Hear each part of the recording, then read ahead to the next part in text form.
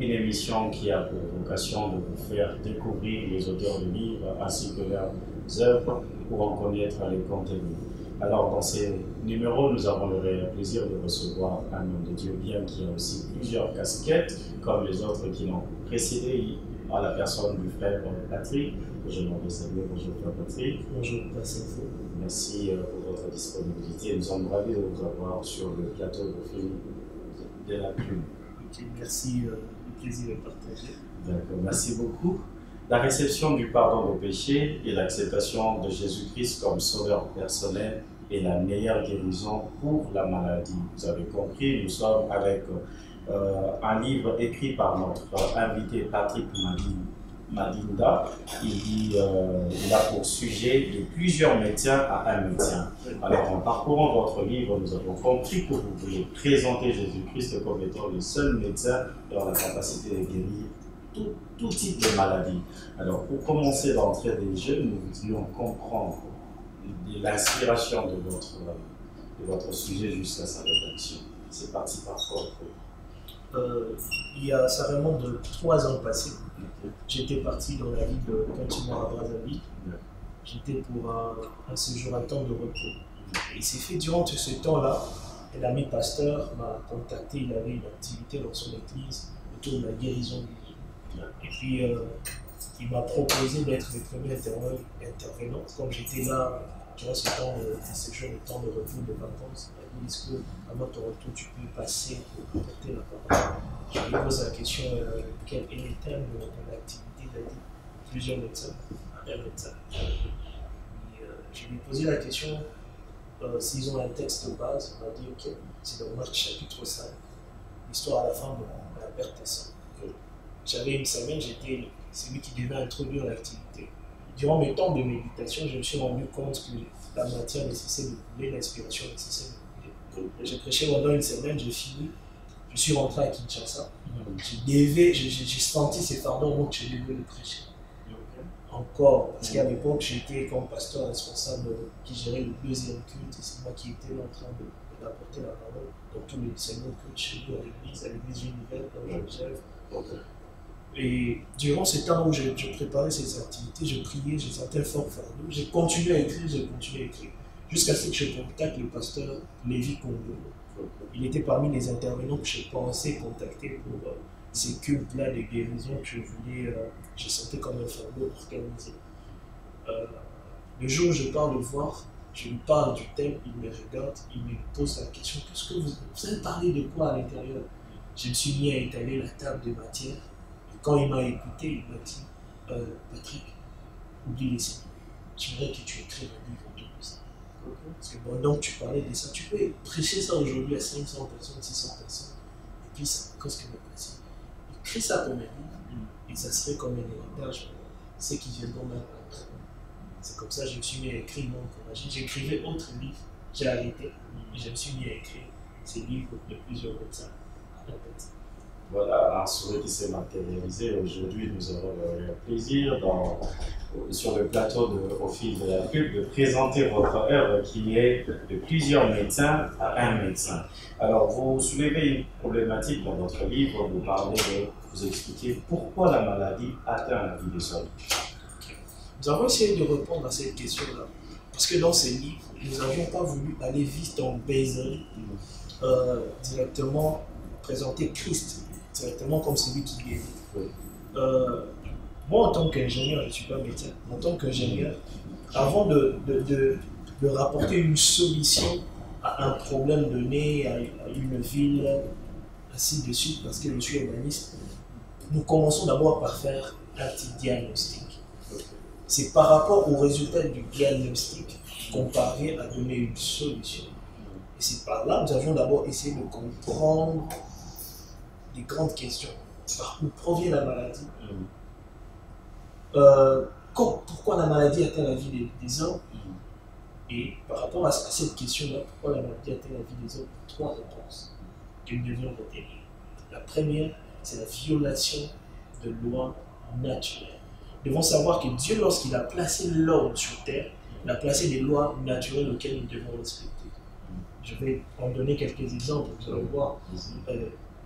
Dieu Placer l'homme à 8 heures de travail, 8 heures de sommeil et 8 heures de, 8 heures de repos et 8 heures de divertissement. Si vous ne respectez pas, par exemple, les heures de repos, vous serez malade. Vous n'avez pas respecté la loi naturelle que le Seigneur a placée. Dans les lois naturelles, il faut respecter l'hygiène. Lorsque vous ne respectez pas l'hygiène, vous allez tomber malade. Ce n'est pas les démons ou les sorciers. C'est juste parce que vous n'avez pas respecté les lois naturelles que le Seigneur a placées. Deuxième raison qui peut faire en sorte qu'une personne tombe malade, c'est le non-respect, la violation des lois spirituelles. Au-delà des lois naturelles, Dieu a placé des lois spirituelles auxquelles nous devons aussi respecter et obéir. Si nous ne respectons pas les lois spirituelles, l'homme aussi peut tomber malade. Je vais donner un exemple simple. C'est lui qui mène une vie de débauche, une vie d'adultère, ainsi de suite. Il peut tomber malade. Il y a plusieurs maladies. Il y a les IST qui proviennent, ceux qui marchent dans le désordre, dans le débauche. Il y a plusieurs maladies qui sont liées à cela, parce qu'ils n'ont pas respecté une loi spirituelle auquelle Dieu a placé. Et puis, la troisième raison plutôt, c'est les attaques sataniques.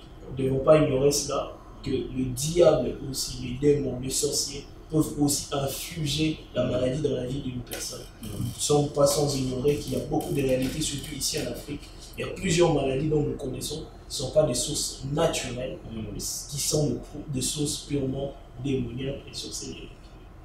D'accord. Alors, vous dites ici, je reviens, je suis toujours dans votre livre, vous parlez de type de maladie. Alors, une question, c'est gage en lisant votre livre pour que les téléspectateurs puissent connaître. Est-ce, pouvons-nous conclure que la maladie est toujours d'origine satanique ou bien la maladie a plusieurs origines? Vous l'avez évoqué, je vais lire une autre question en disant ceci. Dans les types de maladies, on a aussi des maladies d'origine satanique et on a aussi des maladies d'origine non satanique. Oui. Il y a ces deux aspects-là. Il y a des maladies qui sont purement d'origine satanique et d'autres qui sont des maladies qui sont naturelles parce que vous n'avez pas respecté les lois naturelles. Mais nous devons savoir ceci. Oui. Parce que là, dans ce chapitre-là, je parle des types, de la typologie et des catégories de maladies. C'est dans les catégories de maladies que je souligne même des maladies démoniaques. Oui. Mais dans la typologie, je parle par rapport à la constitution de l'homme. Oui. Parce que l'homme est un esprit, possédant une âme et habitant un corps. D'autres disent l'homme est constitué d'un corps, d'une âme et d'un esprit. Et si nous voyons par rapport à cette constitution de l'homme, nous allons remarquer qu'il y a des maladies qui affectent le corps, qui peuvent affecter le corps. Il y a des maladies qui peuvent affecter l'âme, et aussi une maladie qui affecte l'esprit. Dans les maladies qui affectent le corps, la médecine nous en place plusieurs par rapport je peux dire il y a des maladies génétiques qui sont liées aux gènes, il y a des maladies traumatiques, il y a des maladies virales. Là, ce sont des maladies qui affectent le corps. Mais il peut se faire qu'une maladie qui atteint le corps, mais ça peut aussi faire en sorte que l'âme de la personne puisse être dérangée et l'esprit de l'homme aussi puisse être dérangé. Il y a des maladies, deuxième type de maladie, ce sont des maladies qui peuvent affecter l'âme. Des maladies qui peuvent affecter l'âme. Et dans les maladies qui peuvent affecter l'âme, ces maladies-là aussi peuvent influencer le corps. En même temps, ça peut aussi influencer l'esprit. Je peux en citer un. Aujourd'hui, nous voyons des gens qui parlent de maladies psychosomatiques. Ce ne sont pas des maladies qui viennent toucher le corps. Ça touche l'âme de la personne, mais cela a des répercussions sur le corps. Et puis, la troisième catégorie, c'est la maladie qui affecte l'esprit. L'esprit n'a pas plusieurs maladies qui l'affectent, et il n'y a qu'une seule maladie qui affecte l'esprit de l'homme, c'est le péché. D'accord, merci beaucoup frère Patrick, c'est très important, chers téléspectateurs. Je rappelle que nous sommes dans notre rendez-vous au fil de la plume. Nous recevons pour vous dans cette émission le frère Patrick Malinda. Je rappelle, il est serviteur de Dieu à l'église Ville Nouvelle, il l'a évoqué. Il est aussi prédicateur et enseignant de l'évangile de Jésus-Christ, conducteur de culte, passionné pour la musique. Vous avez plusieurs casquettes, je rappelle très bien. C'est une richesse pour le corps du Christ. Alors frère Patrick, vous introduisez au chapitre 37 la mission du grand médecin appelé Jésus-Christ. Ok, la page 37, nous parlons de la mission de Jésus-Christ, le grand médecin. Pourquoi? Avant de parler de la mission de Jésus, je crois que le point précédent, j'ai parlé d'abord de limites de la médecine. Ok. Nous devons comprendre une chose, que la médecine n'est pas mauvaise, mais la médecine est limitée. Ok. Aujourd'hui, si nous parlons que la médecine se développe, toute chose qui se développe, cette chose-là n'a pas encore atteint la perfection. D'où, comme la médecine n'a pas encore atteint la perfection, elle a des limites. Aujourd'hui, quand nous essayons de voir, il y a encore à peu près, j'avais lu, je crois, BAD, on est en train de nous dire là-bas, il y a à peu près 7000 maladies approximativement. 7000 maladies qui sont encore orphelines. Des maladies dont aujourd'hui les traitements ne sont pas connus.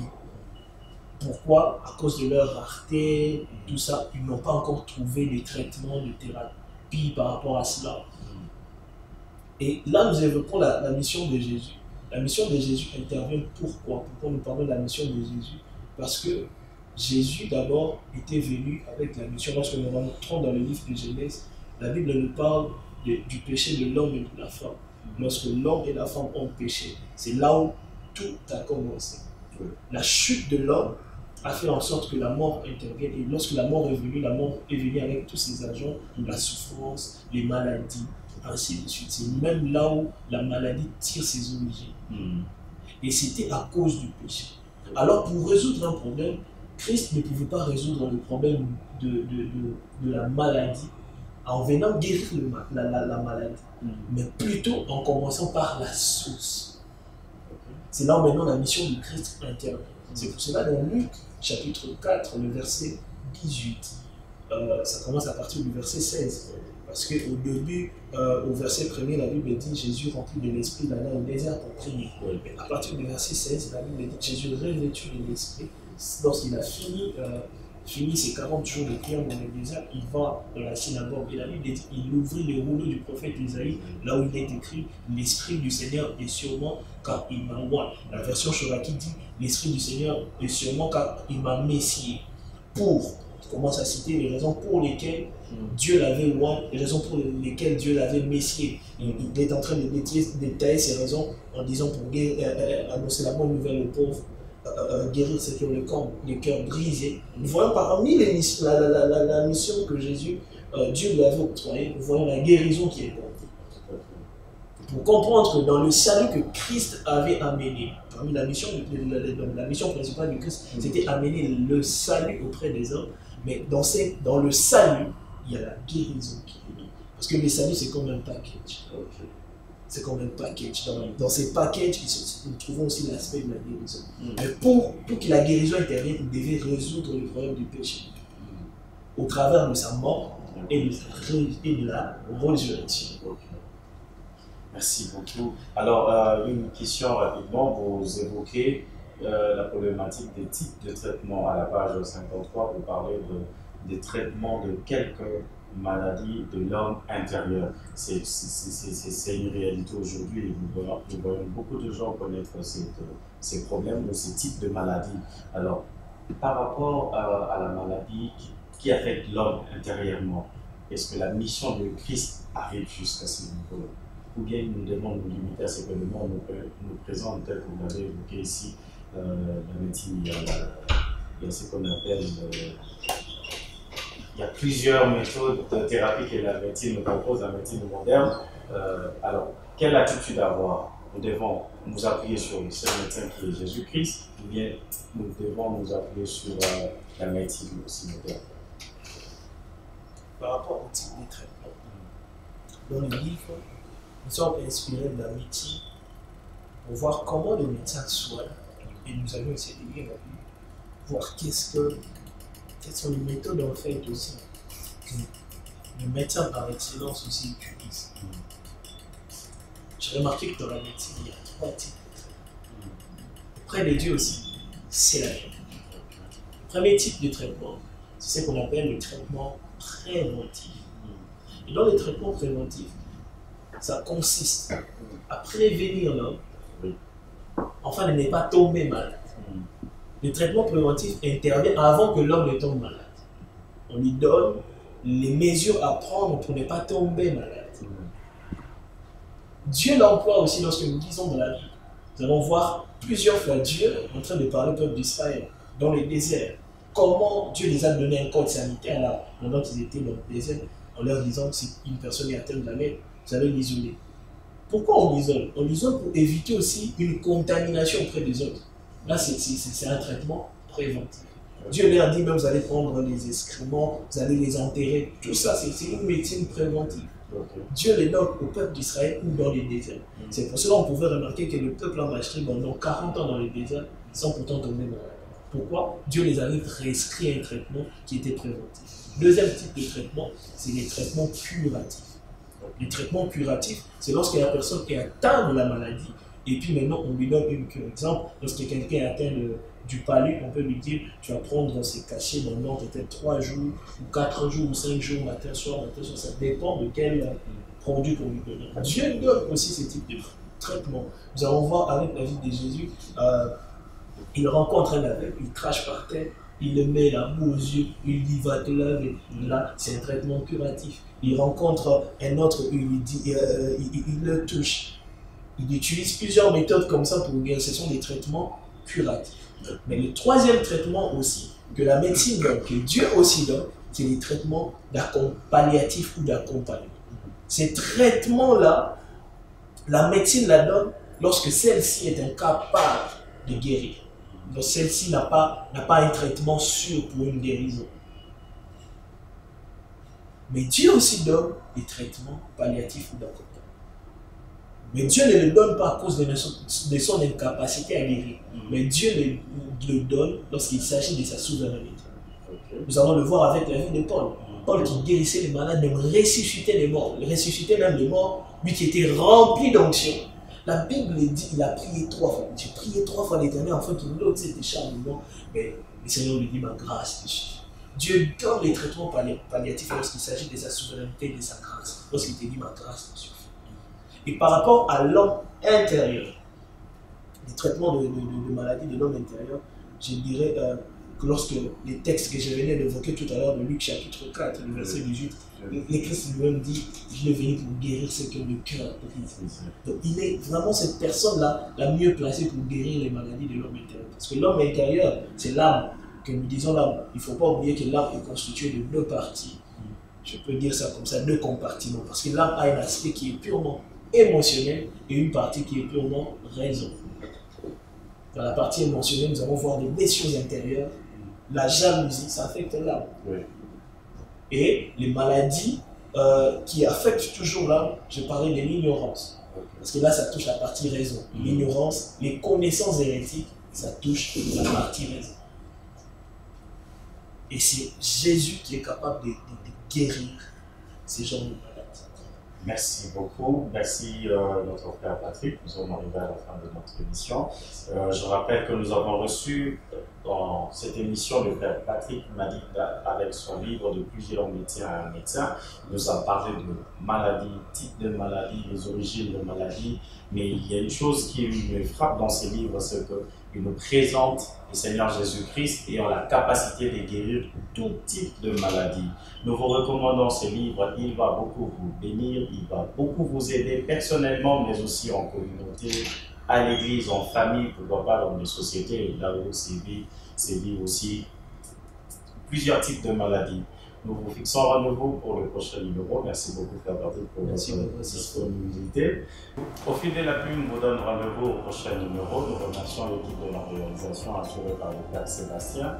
Nous remercions aussi la programmation assurée par le Frère Ephraim Kendi, ainsi que la coordination assurée par le Pasteur Diamani.